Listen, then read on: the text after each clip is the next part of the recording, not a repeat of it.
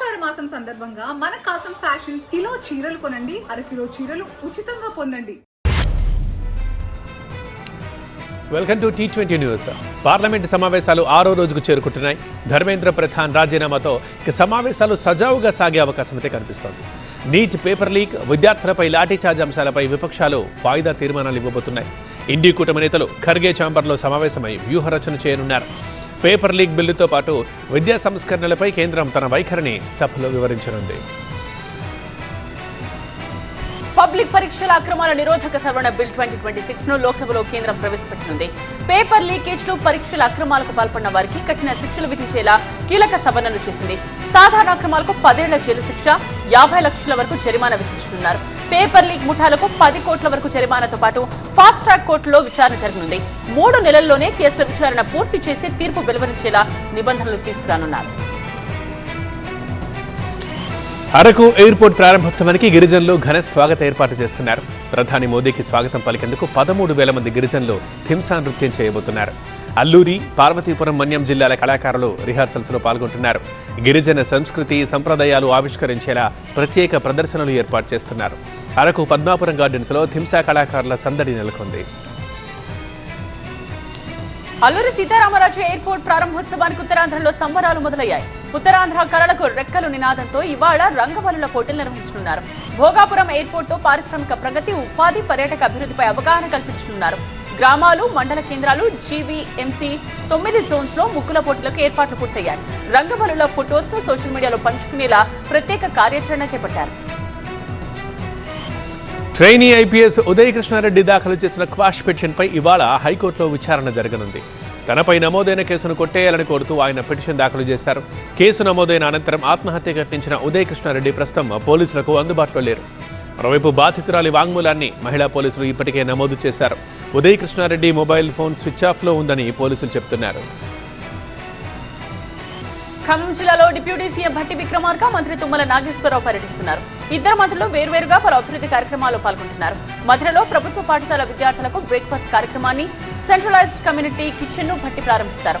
జిల్లాలో పలు అభివృద్ధి పనులకు శంకుస్థాపనలు, ప్రారంభోత్సవాలు నిర్వహించనున్నారు. సికింద్రాబాద్లో అఖిల భారత యాదవ మహాసభ రాష్ట్ర కార్యవర్గ సమావేశం నిర్వహించారు. జనాభా లెక్కలతో పాటు ఎస్ఐఆర్ కార్యక్రమంలో ఓటు నమోదుపై అవగాహన కల్పించారు. యాదవ సమాజ అభివృద్ధికి ఐక్యంగా కృషి చేయాలని నాయకులు పిలుపునిచ్చారు. ప్రభుత్వ పథకాల ప్రయోజనాలు అందాలంటే సరైన వివరాలు నమోదు చేయాలని సూచించారు. యాదవ సమాజానికి సంబంధించిన పలు అంశాలపై సమావేశంలో చర్చించారు. హైదరాబాద్ కొండాపూర్లో నెదర్లాండ్స్ కు చెందిన యువతిపై అసభ్య ప్రవర్తన జరిగినట్టు ఆరోపణలు వచ్చాయి. బాయ్ ఫ్రెండ్ లేని సమయంలో ఆదిత్య ఆనంద్ వేధించాడని బాధితురాలు ఫిర్యాదు చేసింది. తన దేశంలోనే ఎంబసీకి ఫిర్యాదు చేసిన యువతి ఇటీవల హైదరాబాద్ కు తిరిగి వచ్చింది. ఆమె ఫిర్యాదుతో గచ్చిబౌలి పోలీసులు నిందితుడిపై కేసు నమోదు చేశారు. ప్రస్తుతం పరారీలో ఉన్న ఆదిత్య ఆనంద్ కోసం పోలీసులు గాలిస్తున్నారు. ఆంధ్రప్రదేశ్లో ఇవాళ పలు జిల్లాల్లో తేలికపాటి నుంచి మోస్తరు వర్షాలు కురిసే అవకాశం ఉంది. కోస్తాంధ్ర, రాయలసీమలో అక్కడక్కడ ఉరుములు, మెరుపులతో కూడిన జల్లులు పడనున్నాయి. కొన్ని ప్రాంతాల్లో ఈదురుగాలులు వీచే అవకాశం ఉందని వాతావరణ శాఖ తెలిపింది. రైతులు, ప్రజలు అప్రమత్తంగా ఉండాలని అధికారులు సూచించారు. మత్స్యకారులు తాజా వాతావరణ హెచ్చరికల్ని గమనించాలని సూచించారు. తెలంగాణలో పలు జిల్లాలకు వాతావరణ శాఖ ఎల్లో వార్నింగ్ జారీ చేసింది. నిజామాబాద్ నుండి వరంగల్ వరకు పలు జిల్లాల్లో వర్షాలు కురిసే అవకాశం ఉంది. ఖమ్మం, మహబూబాబాద్ జిల్లాలో ఉరుములు, మెరుపులతో కూడిన వర్షాలు పడనున్నాయి. గంటకు 40 కిలోమీటర్ల లోపు వేగంతో ఎదురుగాలులు వీచే అవకాశం ఉందని అధికారులు తెలిపారు. ఖమ్మం జిల్లా తిరుమలాయపాలెం మండలంలో కల్వర్టు కూలి 2 గ్రామాలకు రాకపోకలు నిలిచిపోయాయి. పాతర్రపాడు, తిప్పారెడ్డి గురంగం ప్రజలు తీవ్ర ఇబ్బందులు పడుతున్నారు. భారీ వాహనాల రాకపోకలతో కల్వర్టు కుంగిపోయినట్లు స్థానికులు చెబుతున్నారు. రైతులకు ఇదే ప్రధాన రహదారి కావడంతో ఆందోళన వ్యక్తం చేస్తున్నారు. కల్వర్ట్ని యుద్ధ ప్రాతిపదికన పునర్నిర్మించాలని కోరుతున్నారు గ్రామస్తులు. తుంగభద్ర డ్యాంకు ఎగువ ప్రాంతాల నుండి వరద నీరు కొనసాగుతోంది. ప్రస్తుతం 19,486 క్యూసెక్ల ఇన్ఫ్లో నమోదవుతుండగా 3,638 క్యూసెక్ల నీటిని విడుదల చేస్తున్నారు. డ్యాం నీటి మట్టం 1,607 అడుగులకు చేరగా 32 టీఎంసీల నీటి నిల్వ ఉంది. పూర్తి స్థాయి నీటి మట్టం 1,633 అడుగులు కాగా గరిష్ట నిల్వ సామర్థ్యం 105 టీఎంసీలుగా ఉంది. వరద ప్రవాహంతో ఆయకట్టు రైతుల్లో ఆశలు చిగురిస్తున్నాయి. ఎగువ ప్రాంతాల నుంచి వరద నీరు చేరుతుండటంతో జూరాల ప్రాజెక్టు జల కళ సంతరించుకుంది. ప్రస్తుతం 33,200 క్యూసెక్కుల వరద నీరు ప్రాజెక్టులకు వచ్చి చేరుతోంది. ప్రాజెక్టు నీటి మట్టం 317 మీటర్లకు కాగా 7 టీఎంసీల నీటి నిల్వ నమోదైంది. ఇదే ప్రవాహం కొనసాగితే త్వరలోనే జూరాల పూర్తి స్థాయి నీటి మట్టానికి చేరే అవకాశం ఉంది. శ్రీశైలం జలాశయంలో నీటి నిల్వలు ఇంకా ఆశించిన స్థాయికి చేరుకోలేదు. ప్రస్తుతం నీటి మట్టం 820 అడుగులు ఉండగా నీటి నిల్వ 41 టీఎంసీలుగా నమోదైంది. జలాశయానికి ఇన్ఫ్లో అవుట్ఫ్లో రెండూ నిలిచిపోయాయి. పూర్తి స్థాయి నీటి మట్టం 885 అడుగులు కాగా సామర్థ్యం 215 టీఎంసీలుగా ఉంది. నీటి లభ్యత లేక కుడి ఎడమ విద్యుత్ కేంద్రాల్లో విద్యుత్ ఉత్పత్తి ఇంకా ప్రారంభం కాలేదు. నాగార్జున సాగర్ రిజర్వాయర్ నీటి మట్టం డెడ్ స్టోరేజీకి చేరువలో కొనసాగుతోంది. ప్రస్తుతం నీటి మట్టం 513 అడుగులు ఉండగా నీటి నిల్వ 137 టీఎంసీలుగా నమోదైంది. ఇన్ఫ్లో అవుట్ఫ్లో 12,442 క్యూసెక్కులుగా ఉంది. డ్యాం పూర్తి స్థాయి నీటి మట్టం 590 అడుగులు కాగా డెడ్ స్టోరేజీ నీటి మట్టం 510 అడుగులుగా నమోదైంది. ఇక నీటి లభ్యతపై ఆయకట్టు రైతుల్లో ఆందోళన వ్యక్తమవుతోంది. భద్రాచలం దగ్గర గోదావరి కొత్త నీటితో పరవళ్లు తొక్కుతోంది. ఎగువ ప్రాంతాల నుండి వరద నీరు చేరుతూ ఉండడంతో నీటి మట్టం 18 అడుగులకు చేరుకుంది. ప్రస్తుతం 124,747 క్యూసెక్ల నీరు దిగువకు విడుదలవుతోంది. వరద ప్రవాహం మరింత పెరిగే అవకాశం ఉందని అధికారులు అంచనా వేస్తున్నారు. గోదావరి తీరానికి భక్తులు భారీగా తరలివచ్చి పవిత్ర స్నానాలు ఆచరిస్తున్నారు.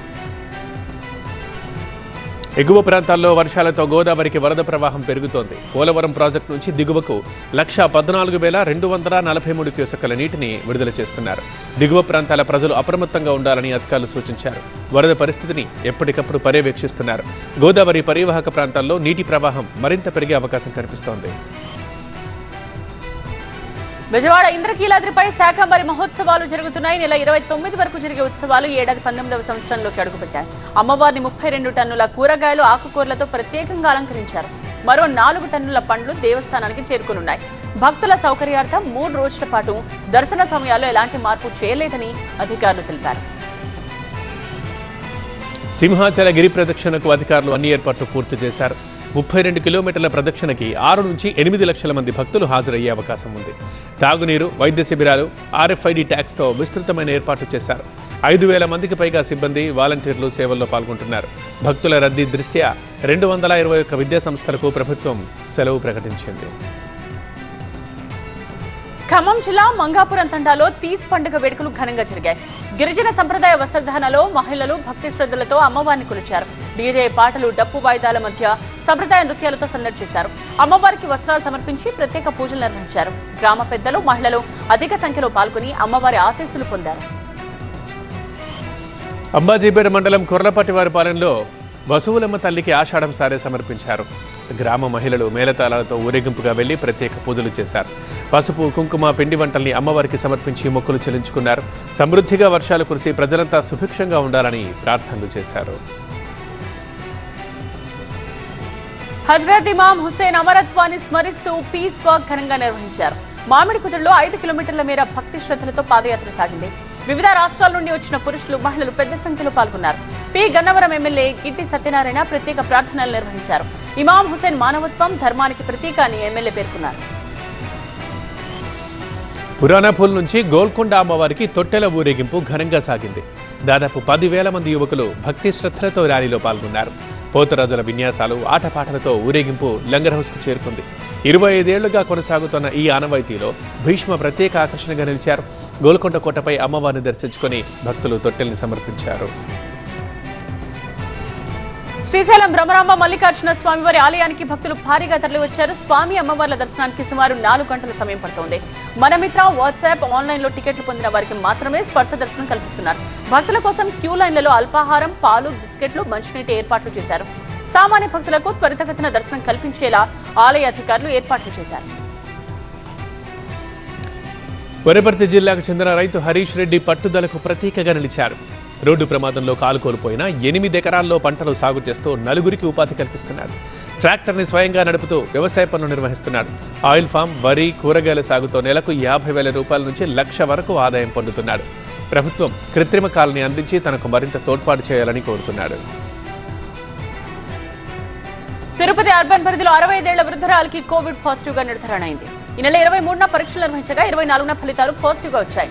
ప్రస్తుతం ప్రైవేట్ ఆసుపత్రిలో చికిత్స పొందుతూ ఉండగా ఆమె ఆరోగ్య పరిస్థితి నిలకడగా ఉంది. కుటుంబ సభ్యులకు పరీక్షలు నిర్వహించగా ఎవరికీ కరోనా లక్షణాలు లేవని వైద్య శాఖ తెలిపింది. ప్రజలు అప్రమత్తంగా ఉండాలని జిల్లా వైద్యాధికారులు సూచించారు.